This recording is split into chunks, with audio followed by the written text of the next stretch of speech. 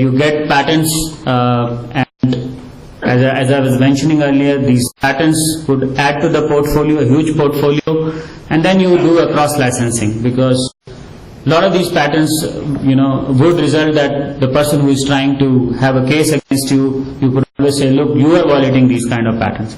Except when it is a patent troll, because they don't own an R&D, they just own patent, they issued patents. But defensive patenting is another strategy that many companies would like to adopt. There is also a defensive publication. You don't have much money to patent things, go ahead and publish it. Have a publication mechanism. People would know about IP.com. It specializes in publishing articles over the net so that it acts as a defensive mechanism. Many of the invention disclosures that are coming and companies not filing it, they would like that this gets published at IP.com. So this is another way where the companies can actually defend themselves from the companies who are trying to enforce their rights or enforce their patents. What happens despite all these precautions that they have taken is they receive a letter. They receive a letter saying take license from us. So what do they do after that? There are certain steps that they should follow. Of course, step one is they should contact their patent counsel immediately, and they should also contact the patent owner and seek a response. What exactly is my product infringing? Which claim is it infringing? Because most of these invitation to license or the letters that you get are not defining which part of your product is being infringed. So of course the step one is to go ahead and seek that specific information. Step two is determine the dates of first use, sale and offer for sale of the accused technology. Means your own product, you could go, when did you offer it first? Is there an internal documented thing that you thought of it earlier? And that's why it comes the whole kind of a patent program that we were referring earlier. So if you have a company has a patent program where invention disclosures are kept, they could actually look at the history and say, we have thought of it long back, 10 years back we had thought of this idea and we have documented it. What if the company is not documenting its inventions? So this is where the value of looking at the dates of first use, date of first conceiving the invention, keep that in mind and then tally that with the patent application and see what you can do. Third is determine the exposure. Now you got a letter saying that this part or this feature of the product is being infringed. You determine what is your exposure, what is the risk involved. Is it a very important feature in the product? My product, if there is a stay against me or injunction against me, I won't be able to sell my product the next day with this feature. So what do I do at this stage? Please determine what kind of revenues it will affect of yours. So determine a kind of a risk, do a risk analysis that given that this is true, how much are you going to be put at loss? And if it's not much at stake, then you could still go ahead and try to contest, or even it's not a serious threat to your business. Step 4 is to examine the file history and the patent and the statements. Of course, when you go before the examiner asks you questions. Sometimes you have to withdraw on certain things. There is a prior art that the examiner cited, and you say, look, because of this I am changing the claim. So all that is documented, it is available at the website. You could go ahead and download, try to examine that part and see where exactly can you take advantage of that in your case and say, look, we're not doing this. This is already a second part. And I think the next step is becoming more and more crucial. I'll come to that. Is not only look at the prosecution office of where the case is being filed, but look at foreign patent offices also. Look at all the patent offices now have online documentation.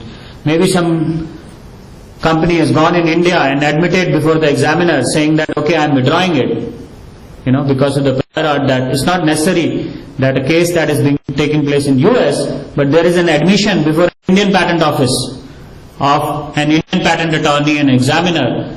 Go ahead and examine that. That's online, and you will get a lot of the facts, and that will constitute an admission for a US case.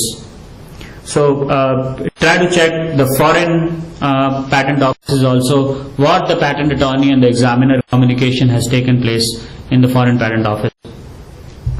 Review the proof provided by the patent owner. This should be a continuous process.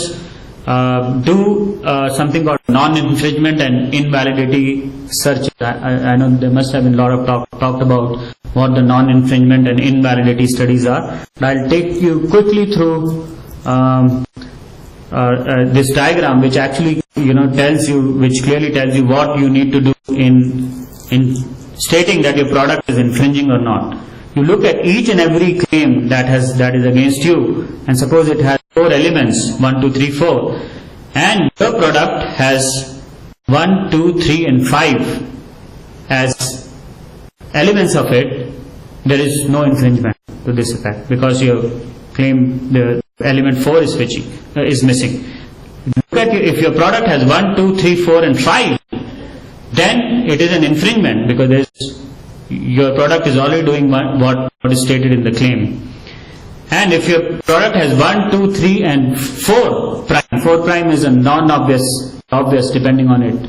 So if the last part is a non-obvious part of it, that means your product is still not infringing. But if it is 4 prime is obvious element, then it is infringing invention.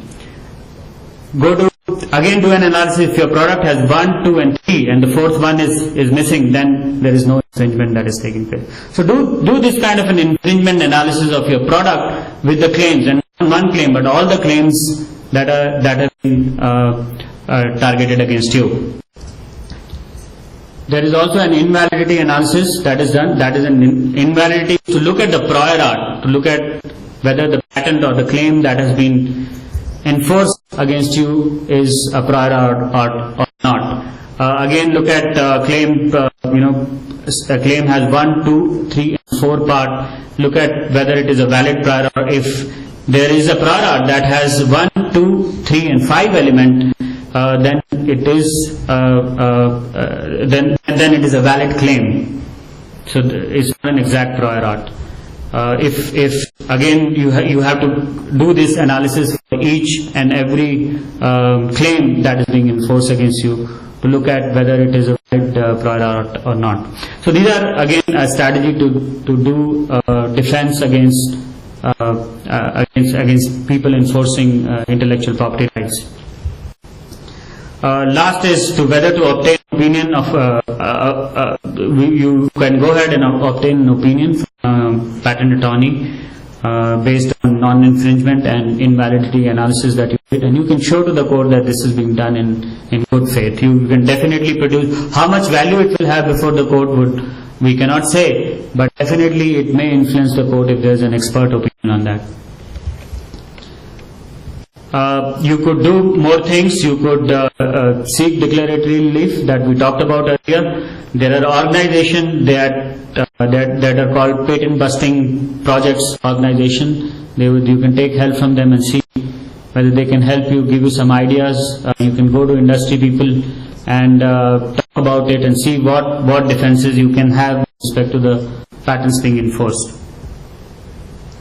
So these were some of the defenses that the accused product will take.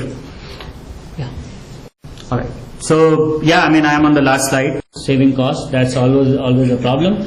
And yeah, you could save costs by different ways you can do.